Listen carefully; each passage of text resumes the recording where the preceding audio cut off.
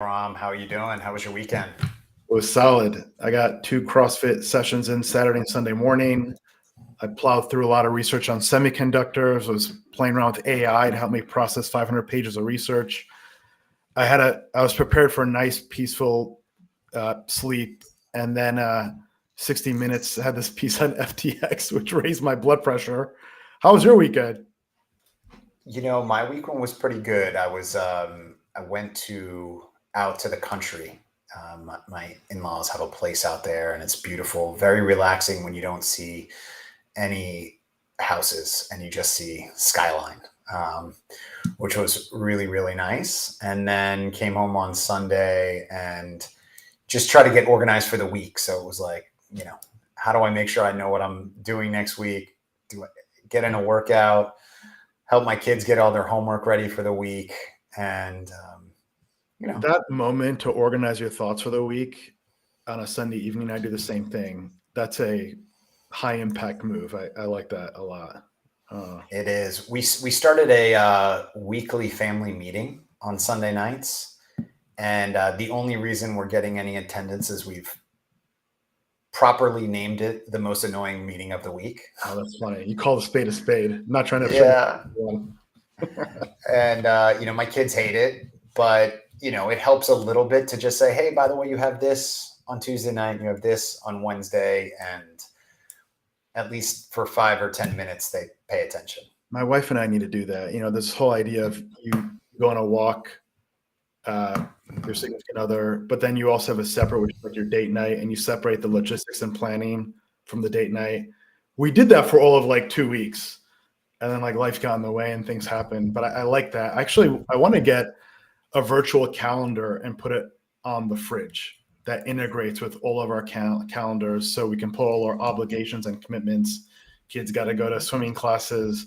Ron will be in New York to help there. But I like that. I have the digital calendar downstairs. The You. adherence to the digital calendar is not excellent. We have you can email things to it, and you can integrate it very well and color code it. I found after a full year of having the digital calendar that it wasn't as good. So I just went, and my wife was like, where are you hanging this? Because I got like a 40 by 24 acrylic clear month calendar where you can like write in everything. And you have to maintain it and like erase it at the end of the month and start a new one. Funny. So I got a So physical calendar, and when there's no adherence to it, so therefore I'm suggesting we go to the digital calendar. And of course, no one's going to use that either. But part of me just wants to see from a consumer experience what it means to interact with a digital calendar in the household. Just like I want to get the Ray-Ban glasses and never use them again for Meta or whatever other, Gen 1 device I can purchase and then quietly put away. yeah, I think to your AI point, you've been talking about AI assistants. I think that's the next breakthrough that we'll see a lot of adoption around, which is if I could just tell an AI assistant to put something on the calendar Yes. and know that it would get booked. Like I know I can talk to Siri and say, hey, give me a reminder, do this. But sometimes when I say that, it becomes a calendar invite. Sometimes it becomes a note. Sometimes it becomes a reminder. And so the intelligence and the logic behind the system is not where I need it to be. So I can have confidence that I'm just booking it. And then if I have the AI, I can probably ask things like, is there a conflict with that? When could I book that differently? Things like that. That's where you'll get a level up. Oh, yeah, I can't wait. I think inside 12 months. No, I agree. When we shift from humans prompting AI to AIs prompting humans, then we know we're starting to see the benefit of AI in our lives. This whole prompt engineering thing just means we have a bad user experience. But I know we got a few topics. So Justin and I totally show up to these with zero to no prep. We had a 1 minute call before, and we throw out a few topics that we both have interest in. One was this Economist article, Living to 120, Health and Longevity.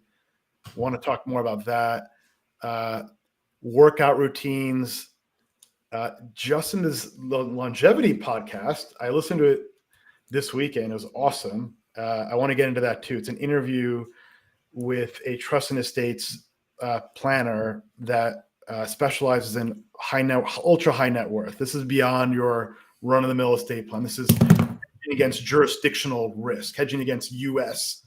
risk, and specialized in digital assets. That was very interesting. We can talk about some of the highlights there. Sam Altman has bets on crypto, AI, and nuclear. I realize that Lumida has bets like that too, although we express them completely differently.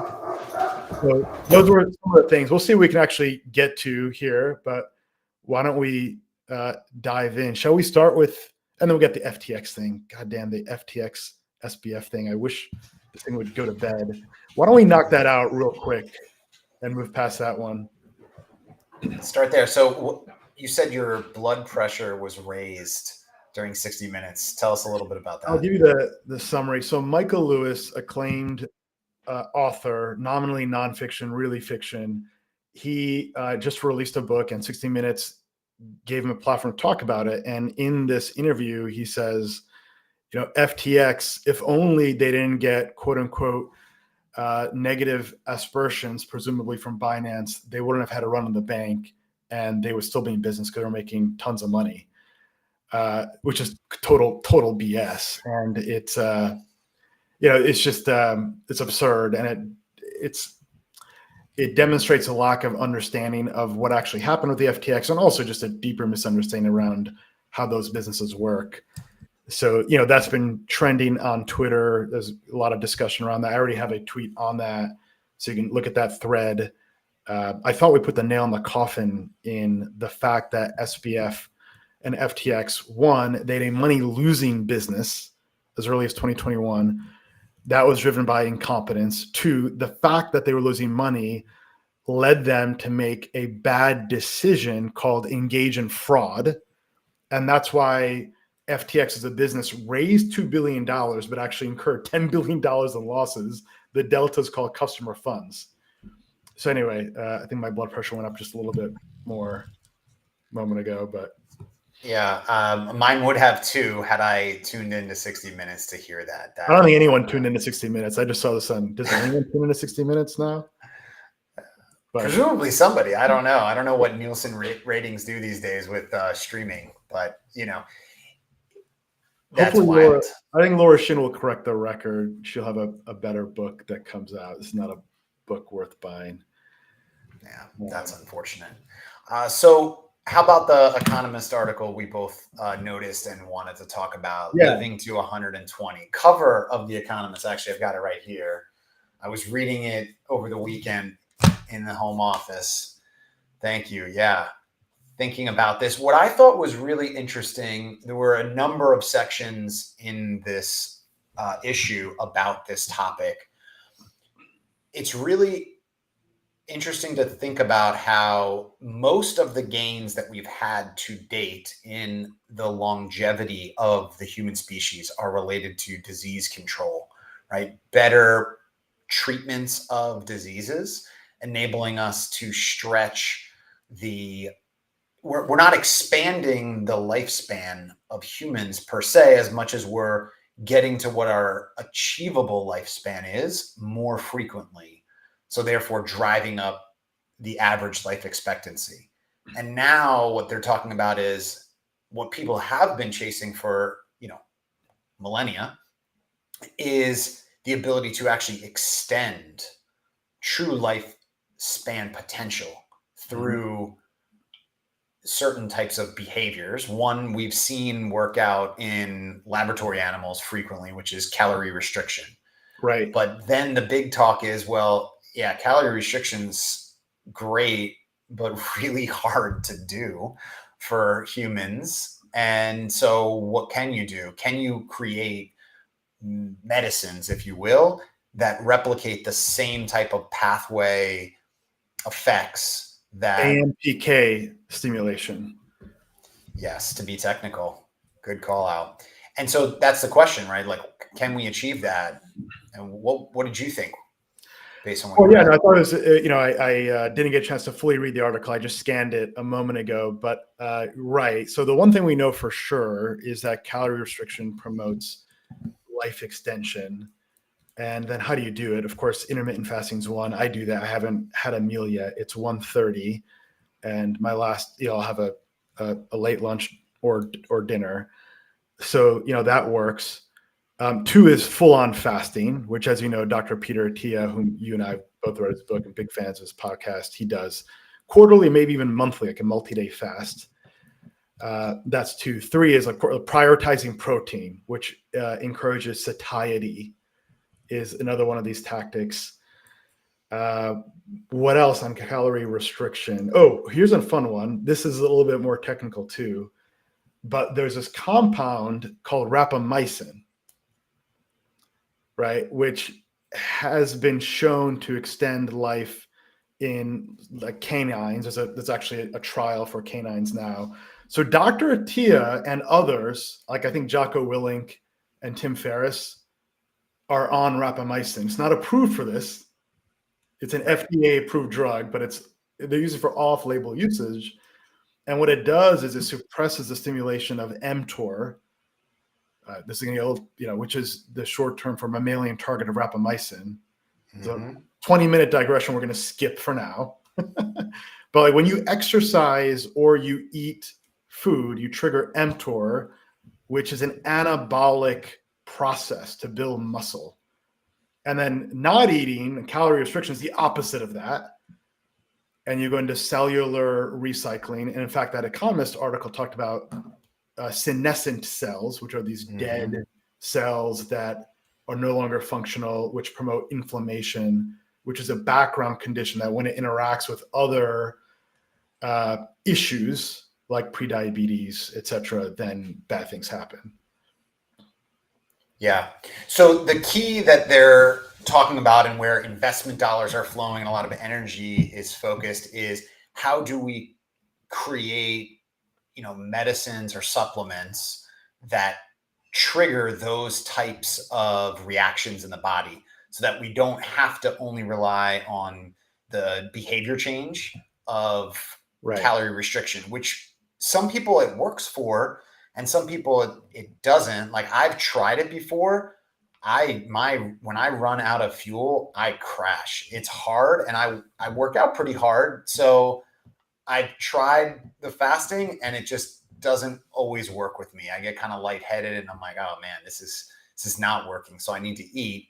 But having something that deals with the rapamycin or the sensite cells through medicinal intervention would be amazing. One of the things I noted in the article that I had heard but hadn't fully appreciated is because these trials are taking place, or I guess the question would be, why aren't these trials taking place in humans? Well, in the United States, according to the Economist article, age is not a defined disease, if you will, that permits human drug trials. So we've got like this structural blocker to creating these trials that would enable drugs that are targeting this type of decline, age-related decline, from being run through human trials. However long those trials would take and all the other kinds of things downstream second order effects, but we're getting blocked. Right.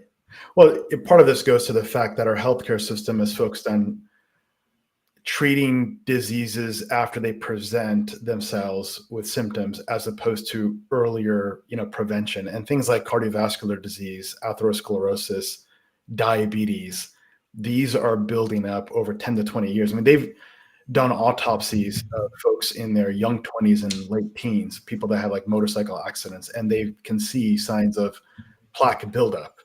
This is not one of the things. And the guidance and standard of care doesn't even look at advanced lipid analysis or getting a calcium score well into your 40s. So it's hard to have a behavioral or diet intervention until you're well along the path. Yeah. It's speaking of the podcast, I do have 2 interviews coming up in that vein, one with a concierge doctor and one with a concierge wellness coach, and discuss those topics with both. So interesting things that come in the future on that. You get into tactics or adherence strategies that we can apply in daily life? Yeah, we did. We talked a little bit about tactics on the wellness side with the nutritionist. There were a bit more tactical implementation discussions. I think one of the keys that I learned from that her name is Jay Berman, and she's, worked in a number of Silicon Valley nutrition / wellness focused startups. Her takeaway was that it's hyper personal, not just like the prescription, but the actual follow up and implementation, because somebody may have great strength training, right? Like you may be really good about going to CrossFit on Saturdays and Sundays and building up your strength, but you're not doing enough to do zone 2 cardio, for instance. Right. And so giving you a generic set of prescriptive tactics might not work if you're already really good about some of these things. Then we need to focus in on the areas that you're deficient.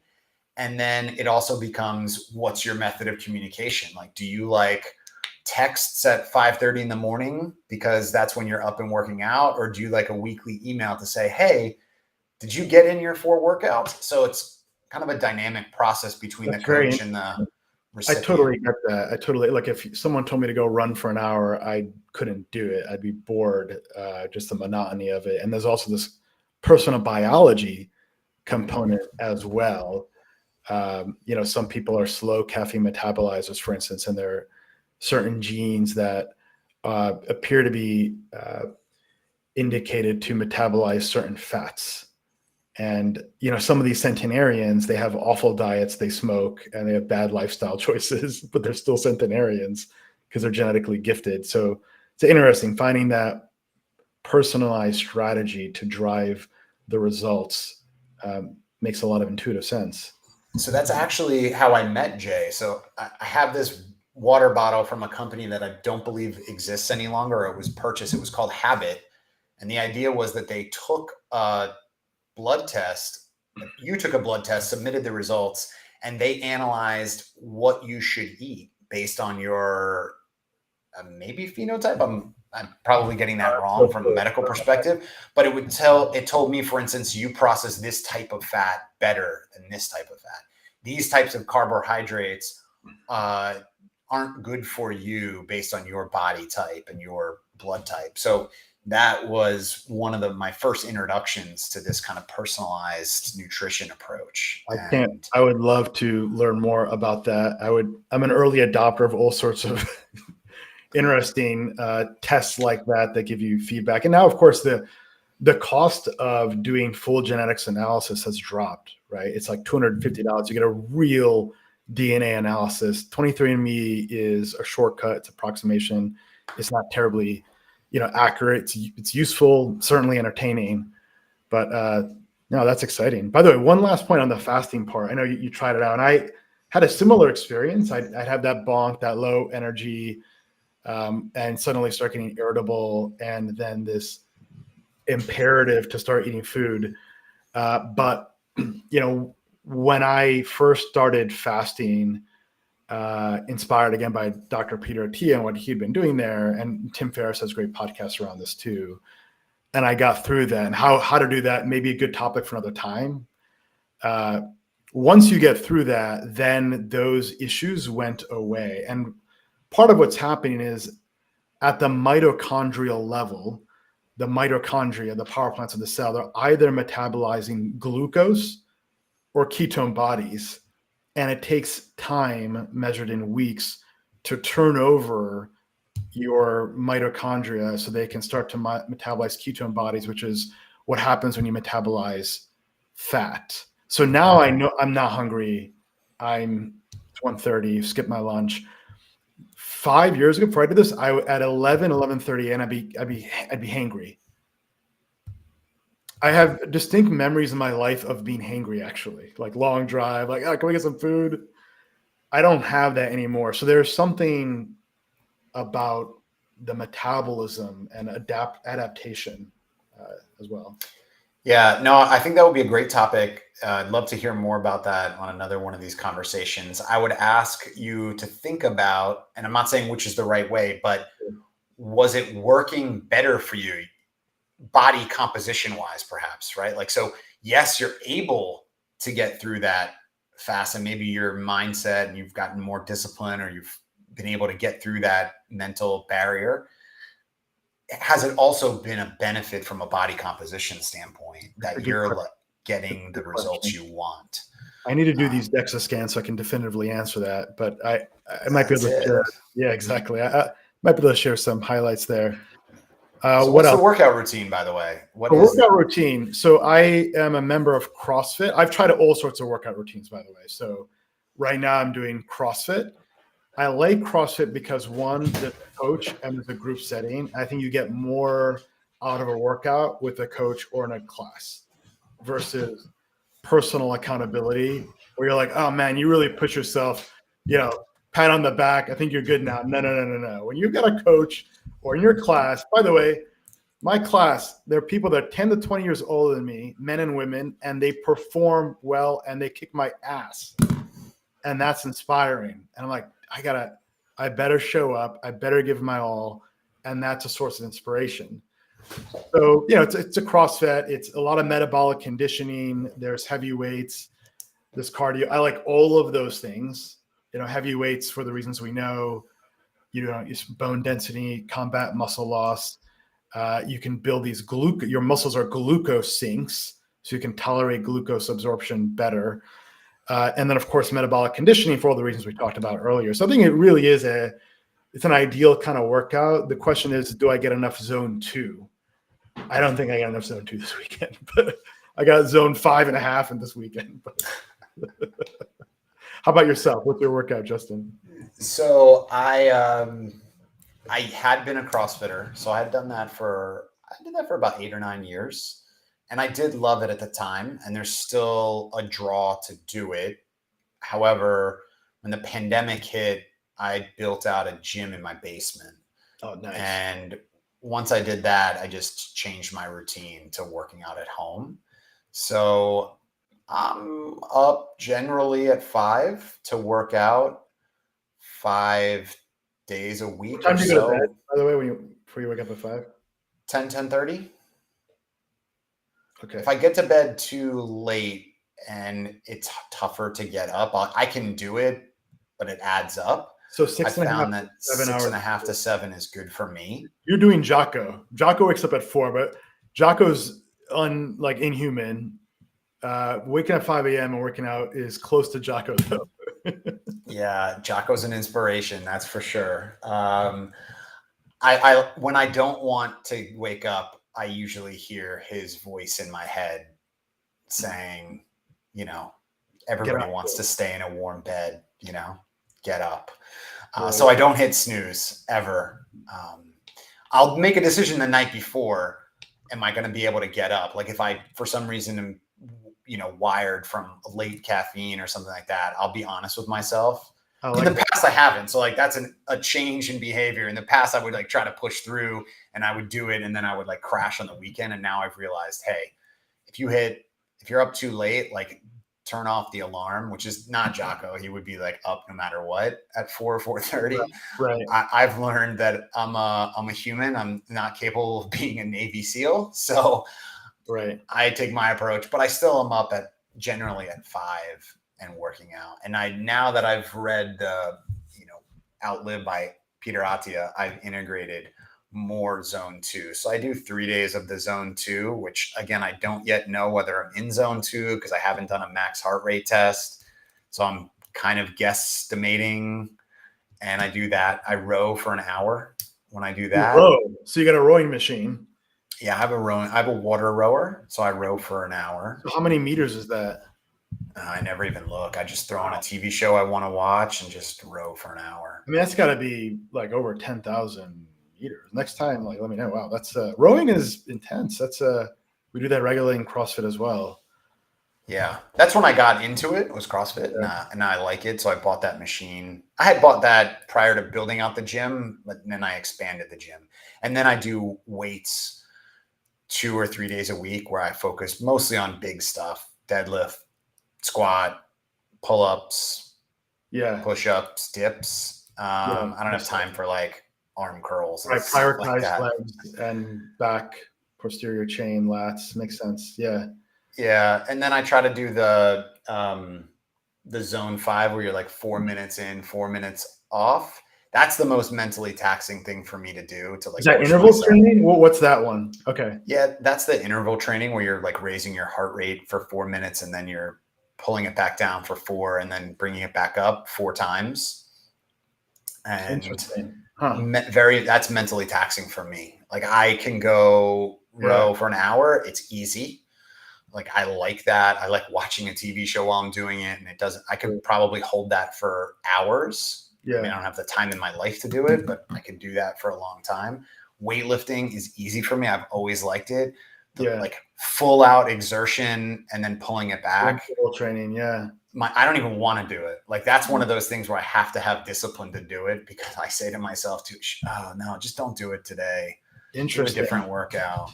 See, I couldn't do the 1 hour row, but I could do the interval training.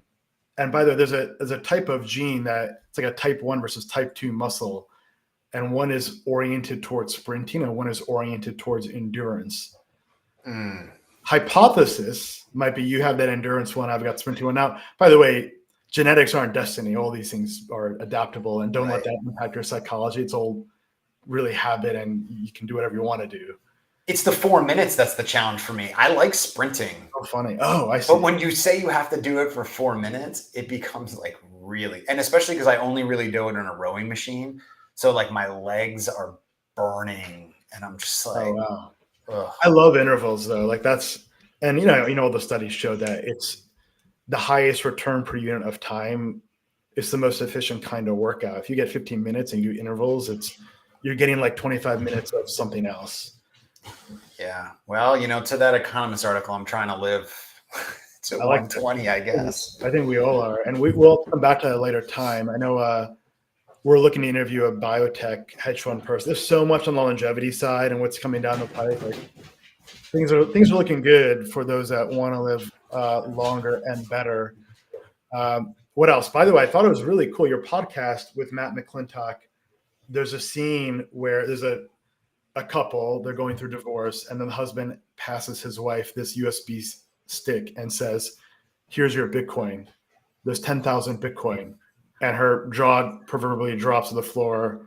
And, they realize that they've got, I think, like $300 million in value, and they don't have an estate plan. And they're getting divorced. I mean, it's a wild story. I recommend folks check it out. And again, this is like high-end wealth and estate planning, super cool stuff. Yeah, it was wild because he just said, hey, here's your half of the estate. And she's like, what is this? Well, the USB stick didn't get lost on a boat in the middle of the lake. First off, high integrity. There's a lot in that anecdote. Right? That's true. Yeah, it could have gone very differently had somebody not wanted to handle it appropriately. Right. But wild to think about that. And it does have a lot of downstream implications for everybody, because you think about all of the assets that people will have in the future to plan are very different than the assets of a generation ago, where you had your paper documents and like that was the file that you needed to keep track of. We're kind of in that midpoint where we're still digitizing real world assets, et cetera. And in a generation or so, it's going to be all digital representations, presumably, of even real world assets will be tracked in the digital form.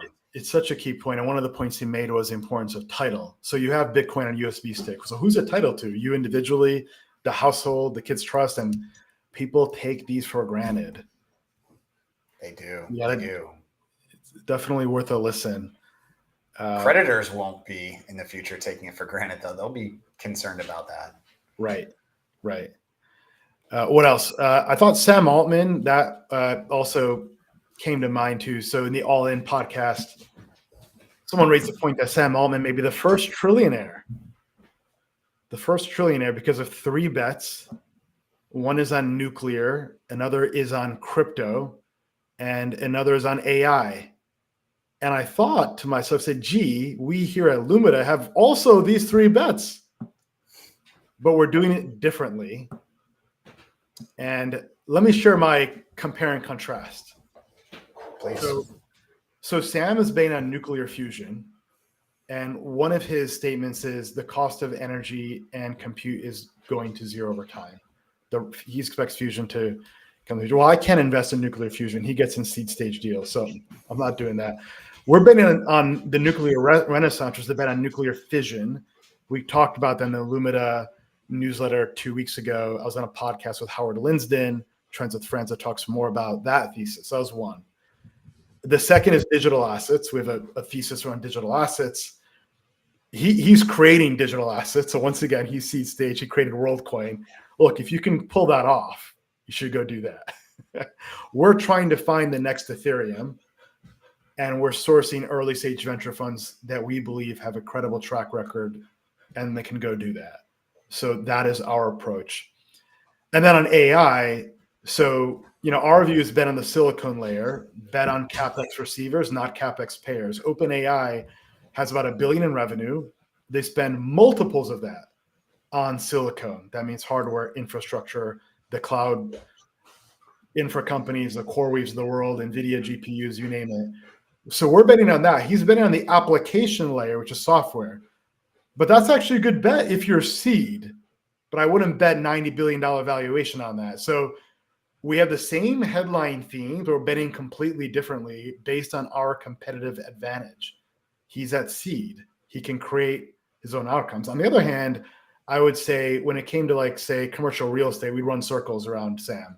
There's no way he's getting, New York City institutional grade private credit deals or commercial real estate kinds of opportunities that we traffic in because of our network and our expertise.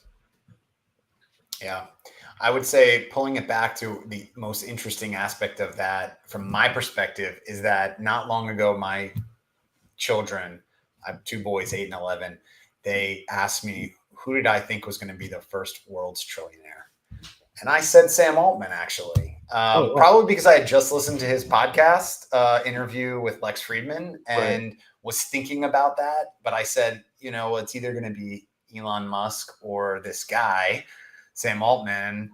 And I started telling them why. And they had known about ChatGPT. And as soon as I said he's the person who runs the company that created ChatGPT, they both said, oh, yeah, that's it. That's who's going to be the trillionaire. So their gut instinct was that.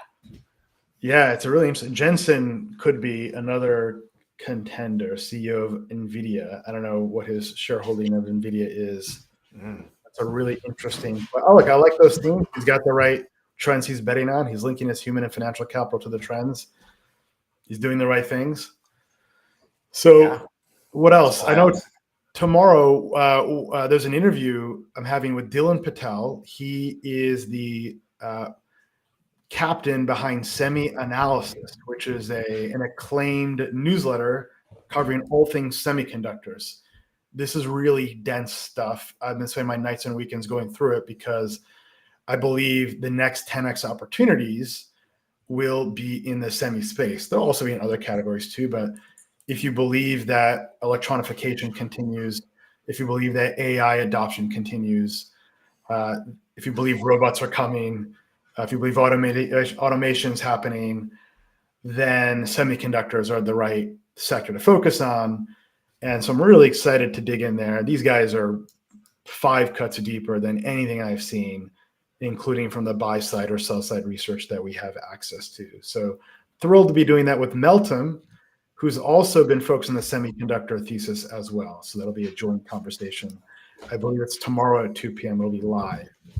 I was just going to ask if that's going to be live because I am excited to hear that conversation. I'm really interested in the ideas around compute and energy and semiconductors, given the demands that we as a society are going to continue to put on that space. Exactly. 2 p.m. Eastern confirmed. Just checked the calendar. Shall we call it a wrap? Anything else, Justin? No, I think that's great. Let's tune in tomorrow at 2 p.m. to hear that conversation. Check out the Lumida Legacy podcast as well around tax and estate. All right. Take care, folks. Yes.